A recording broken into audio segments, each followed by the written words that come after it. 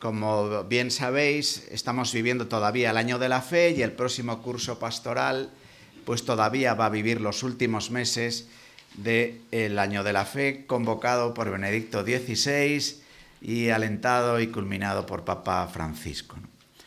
Entonces, desde ahí el subrayado que nosotros decimos este año es transmitir la luz de la fe, ¿no? Este aspecto pues, de la evangelización, de la transmisión de la fe, que a todos nos ocupa y preocupa en los diversos ámbitos donde nos movemos, ¿no? Con esta expresión tomada de nuestro propio obispo, que lo escribe en un texto con motivo de la celebración de sus 25 años de ordenación episcopal que celebramos estos meses pasados, ¿no? Nuevo Pentecostés, nuevos testigos, nueva evangelización. El obispo ha querido poner este número 48 del Directorio General de Catequesis como el resumen de lo que nosotros quisiéramos vivir, con una característica tomada del Papa Francisco que comentaré a continuación. La Iglesia, movida por el Espíritu, anuncia y difunde el Evangelio en todo el mundo, y lo hace cuando, impulsada por la caridad, impregna y transforma todo el orden temporal, asumiendo y renovando las culturas. Da testimonio entre los pueblos de la nueva manera de ser y de vivir que caracteriza a los cristianos y proclama explícitamente el Evangelio mediante el primer anuncio, llamando a la conversión. Así inicia a la fe y vida cristiana, mediante la catequesis y los sacramentos de iniciación, a quienes se convierten a Jesucristo o a quienes retoman el camino de su seguimiento, incorporando los unos y reconduciendo los otros a la comunidad cristiana. Alimenta constantemente el don de la comunión en los fieles mediante la educación permanente de la fe, homilía, otras formas del ministerio de la palabra, los sacramentos y la práctica de la caridad, y suscita continuamente la misión al enviar a todos los discípulos de Cristo a anunciar el Evangelio con palabras y obras por todo el mundo. En definitiva, está aquí dibujada la misión de la Iglesia, con el acento fuerte de la evangelización, del anuncio, de la transmisión de la fe. Y desde ahí os decía que don Ricardo ha querido recordarnos una expresión que tuvo Papa Francisco con motivo del viaje a Brasil en la Jornada Mundial de la Juventud. Ya sabéis que ahí tuvo dos intervenciones especialmente significativas desde el punto de vista de la acción pastoral, ¿no? Que es el encuentro que tuvo con los obispos de Brasil y luego el encuentro que tuvo en un ámbito también de comunión eclesial, como eran los miembros de la comisión directiva del CELAM. Entonces, estas dos intervenciones, sin duda que son muy importantes, ¿no? Y en una de ellas, Papa Francisco dijo que tendríamos que distinguir en la Iglesia una perspectiva programática y otra paradigmática. Lo programático es aquello concreto que nosotros situamos en el espacio y en el tiempo, decimos vamos a hacer esto, aquello, marcando un acento. Él hacía referencia también a la cuestión de la misión, ¿no? Ya sabéis que del gran encuentro de Aparecida, en el que el cardenal Bergoglio entonces tuvo una importancia muy grande, de hecho fue el relator del encuentro y el redactor final del documento de Aparecida. Pues ahí se habla de la gran misión, la misión continental, la misión en América, ¿no? Entonces, haciendo esta referencia a la misión, en definitiva, a transmitir la luz de la fe, a la nueva evangelización, decía él, y el obispo lo quiere recoger, tenemos que distinguir aquello que sea programático, actividades, asuntos concretos que pongamos en marcha, y aquello que es paradigmático. Y entonces diciendo, cualquier tipo de actividad que sea la que la Iglesia realice, tiene que tener como paradigma, como modelo, como estilo, como aire, como musiquilla de fondo, como color, la evangelización.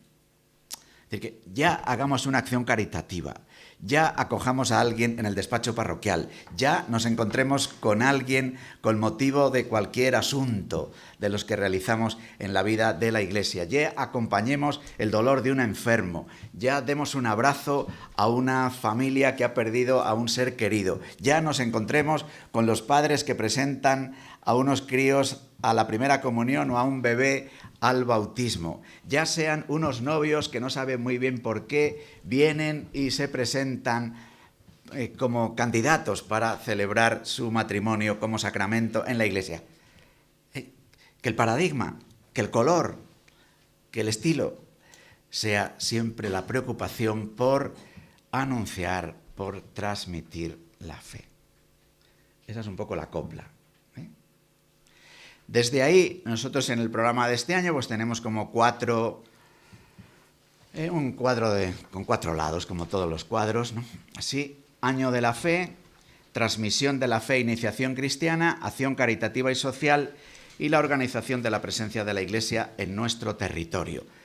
El Año de la Fe, pues hacemos referencia ya a este tramo final y con un acento que queremos marcar, tanto en la formación permanente de los curas, como en la propuesta que pueda haber, incluso en el seno de parroquias o arciprestazgos, de la carta encíclica que Papa Francisco escribe y que, como él mismo reconoce en el propio texto de la encíclica, lo hace aprovechando unos papeles que había dejado Benedicto en un cajón, Lumen Fidei, ¿no? Esta propuesta de leer Lumen Fidei.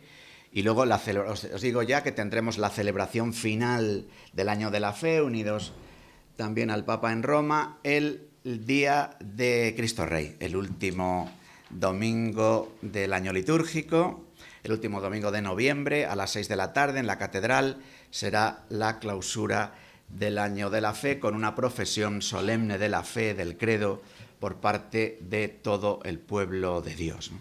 Nuestro obispo, como sabéis, escribió a lo largo de todo este curso pasado en la revista Iglesia en Valladolid un comentario al credo. Ese comentario al credo que fue saliendo, quincena a quincena en Iglesia en Valladolid, ahora se ha recopilado en un pequeño libro que va a salir en octubre y que también nos puede servir en este tramo final del Año de la Fe. Pero como precisamente ya veis en el propio título del programa, transmitir la luz de la fe, nosotros queremos de alguna forma, acoger el Año de la Fe en sus frutos y queremos continuar un discernimiento eclesial al que os invitamos. Un discernimiento eclesial que también copia del Papa Francisco, de la Iglesia en América, del documento de Aparecida, que luego la Iglesia Universal recoge y hace suyo esta expresión que digo ahora, en el sínodo que se celebró en Roma, precisamente sobre la transmisión de la fe y la nueva evangelización en octubre pasado, y del cual todavía no tenemos la exhortación apostólica posinodal, pero sí las proposiciones del sínodo. Entonces, en ese sínodo hay una proposición que recoge también una propuesta, es así contenida en el texto de Aparecida, que es la expresión conversión pastoral.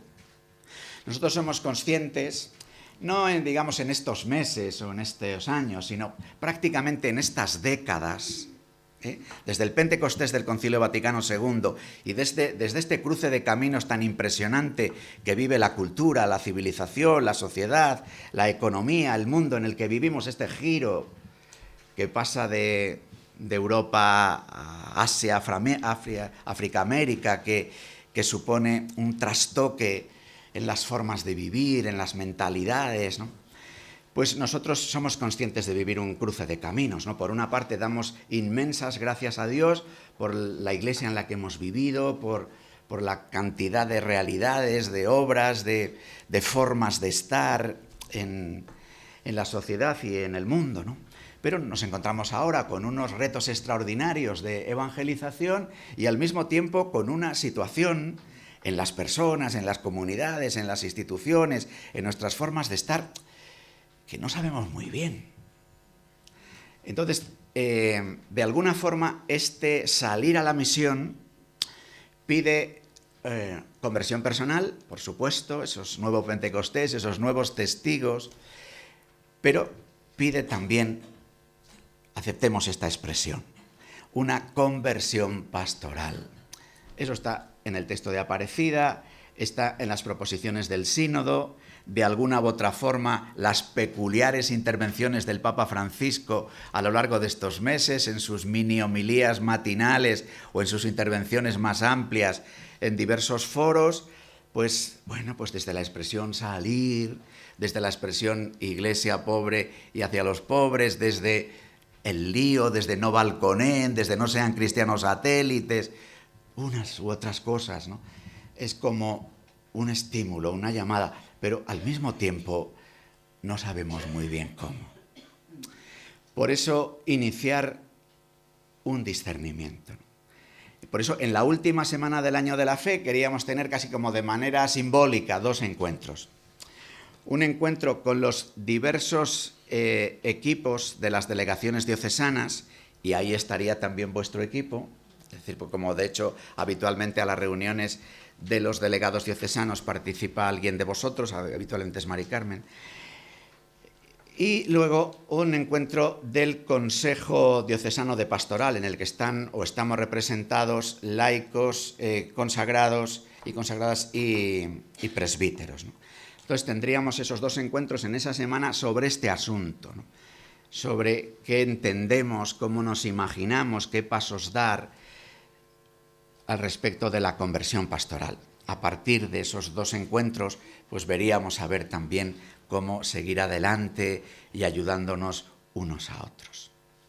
También ya sabéis que el Año de la Fe arranca con motivo del 50 aniversario del inicio del Concilio Vaticano II. Con ese motivo, si recordáis, nos propusimos a lo largo de este tiempo, casi durante el tiempo que iremos celebrando 50 años de diversos pasos del concilio hasta que celebremos los 50 años de su clausura en el 15, pues queremos como releer los textos conciliares, sobre todo las grandes constituciones. El año pasado lo dedicamos a Lumen Gentium, este año queremos dedicarlo a Gaudium et Spes. El año pasado, para leer Lumen Gentium, nos servimos como texto de apoyo de un libro de Don Ricardo. Este año lo queremos hacer sirviéndonos como texto de apoyo del compendio de la doctrina social de la Iglesia. Transmisión de la fe e iniciación cristiana es el segundo de los apartados.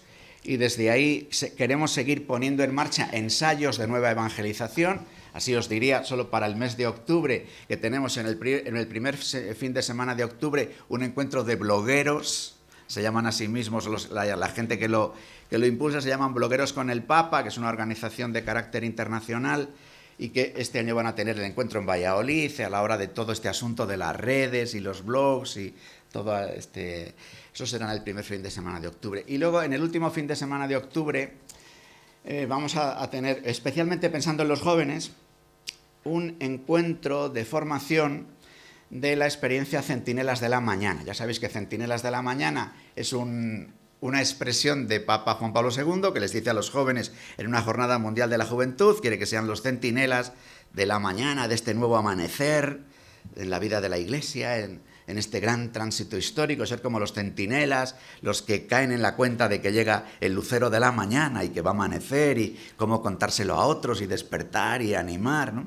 Entonces, desde ahí, en Italia, aparece una experiencia ahora bastante extendida en las diócesis italianas que llaman así Centinelas de la Mañana. Y que ellos, como una franquicia, podríamos decir, ofrecen a las diócesis, en el deseo de que eso sí piden los obispos que inician esto en Italia, sí que piden que las diócesis que lo quieran acoger sea no, digamos, un movimiento más, aunque tenga una dinámica de movimiento, sino que sea desde la propia delegación de pastoral de jóvenes, cómo se impulse. Entonces, aquí ya tuvimos una pequeña experiencia hace un año que nos sirvió para hacer a lo largo del curso pasado, una vez al mes, una experiencia impulsada desde esa casa que llamábamos Noches de Luz y Misericordia, en el que se expone el Santísimo, sale la gente a la calle, invita a venir, especialmente en las noches de los sábados, donde hay más gente joven por la calle, y desde ahí, bueno, es una experiencia sencilla de invitar a la gente a tener un encuentro. Hay gente confesando, otras personas no confesando, pero sí en la escucha de aquellos que quieran conversar. Y entonces, bueno, eso ha sido...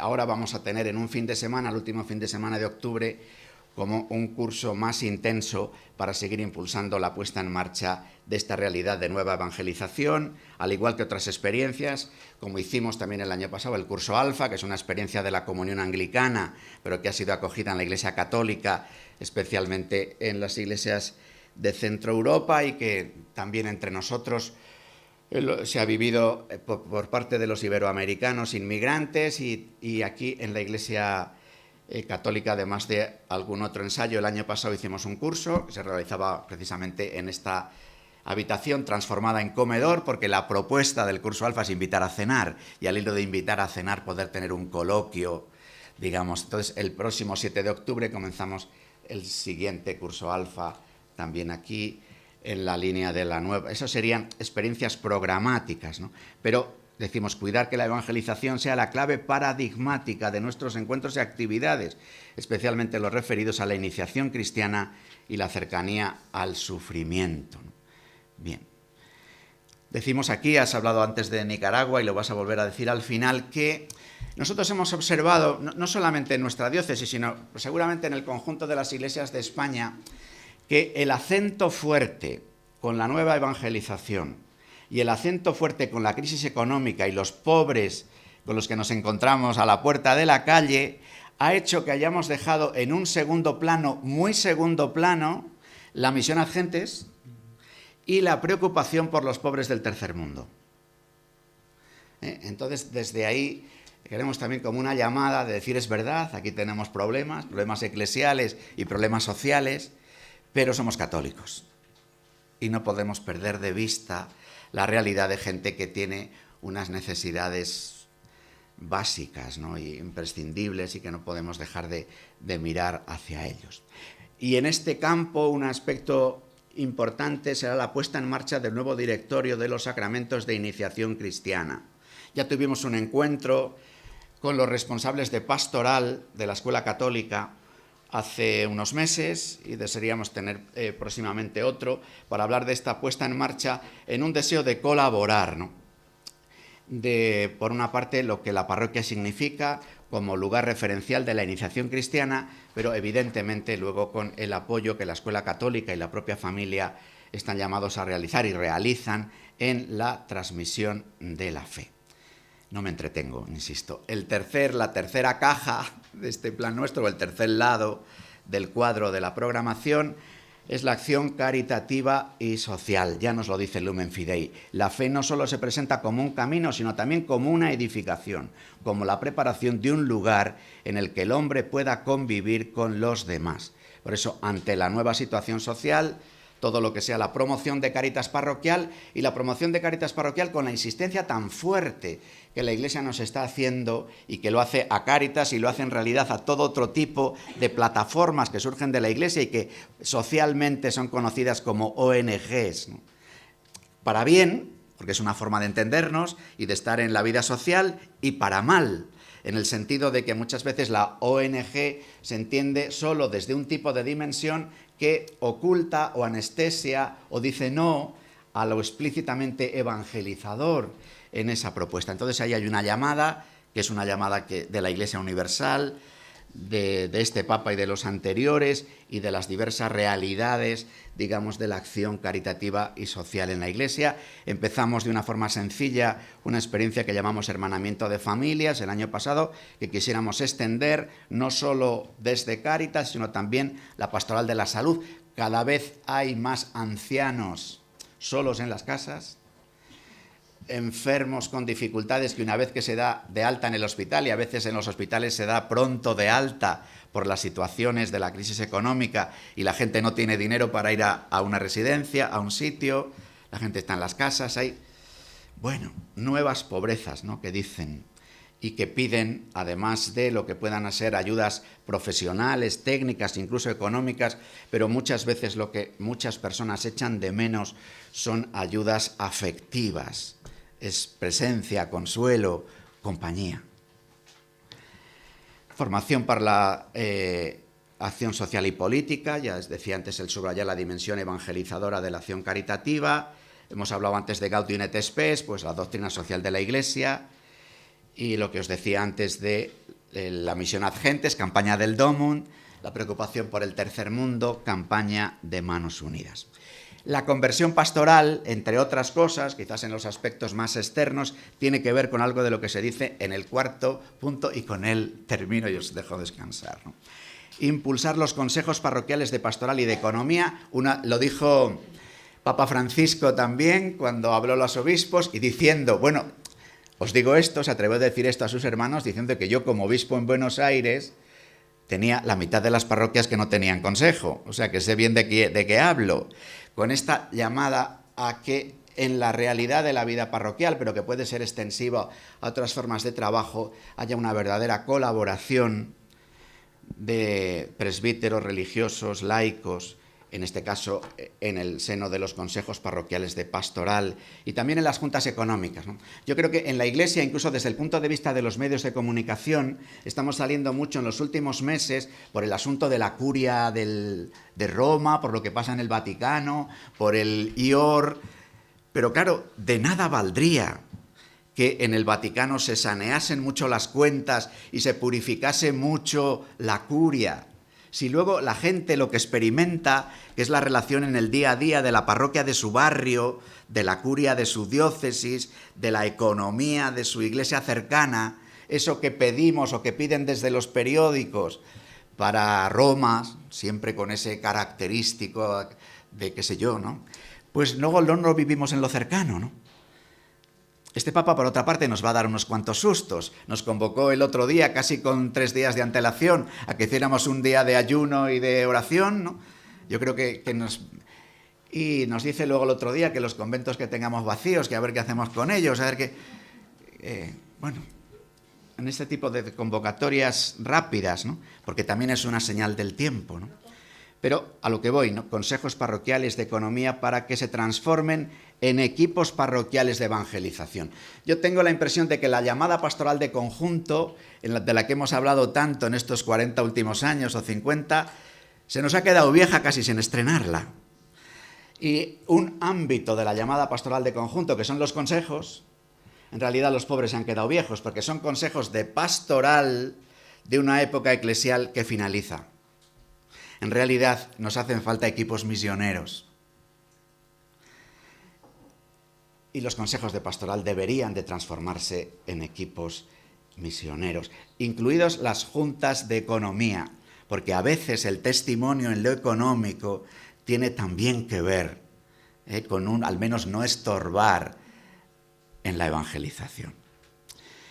Favorecer la nueva etapa de los arciprestazgos, el trabajo compartido con las delegaciones, una forma que empezamos el año pasado, pasamos de 18 a 9 arciprestazgos, y también el obispo ha querido que el Consejo de Gobierno, que estaba formado antes por él y 4 vicarios, pues ahora las vicarías, como las teníamos establecidas antes, las vicarías de zona en la diócesis desaparecen, y queremos dar importancia a cada arciprestazgo, y luego los arciprestes han elegido a 2 de ellos para que sean miembros del Consejo de Gobierno de la diócesis. Entonces el obispo, el vicario general, aquí presente, 2 arciprestes y el secretario canciller forman desde ahora el equipo de gobierno de la diócesis, con un equipo de gobierno ampliado que es el conjunto de los arciprestes, ¿no? Luego somos conscientes de una problemática que expresa al mismo tiempo la realidad de lo antiguo y lo nuevo. Por una parte, una diócesis como la nuestra, y no, en ese sentido no sería dentro de Castilla y León de las más significativas de lo que voy a decir, ¿no? Tenemos 308 parroquias, de las 308 parroquias, 55 están en la ciudad. Estas 55 parroquias de la ciudad, y si añadimos además los 15 pueblos grandes que están en torno a Valladolid, es decir, 70 parroquias, agrupan a 4/5 partes de la población, o sea, algo más de 400.000 habitantes, y los otros 100.000, para llegar a los 530.000 que tiene la diócesis y provincia de Valladolid, están extendidos en las otras 230 parroquias de los pueblos, muchas de ellas bastante pequeñas, ¿no? Entonces tenemos esta realidad de los pueblos pequeños. Por otra parte, la nueva realidad de las urbanizaciones, que ni acaban de ser barrio de ciudad, ni son pueblo, con una forma de situarse y de presencia en el territorio, incluso de vinculación eclesial, ¿no? Lo que la parroquia ha tenido como característico, porque ha venido marcada prácticamente la parroquia y su configuración con el mundo rural y con la mentalidad rural, pues hoy esa estabilidad de lo parroquial, si se hace resiente en los barrios clásicos de la ciudad, no digamos nada en las urbanizaciones. Esto también, pues estamos llamados a seguir abordándolo y demás. Luego, las experiencias de unidades parroquiales con las que seguimos, tanto en la ciudad como en los pueblos, y esta nueva realidad, ¿no?, de presencia de la gente y de evangelización. Las residencias de ancianos, los hospitales, tanatorios, cementerios. Bueno, casi la última palabra que me sale es cementerio. Sería terrible, ¿verdad? No. Vuelvo a hablar del lucero de la mañana. Hermanas, hermanos, el lucero de la mañana que no conoce el ocaso está definitivamente puesto. Y la primavera es irremediable. Bendito sea Dios.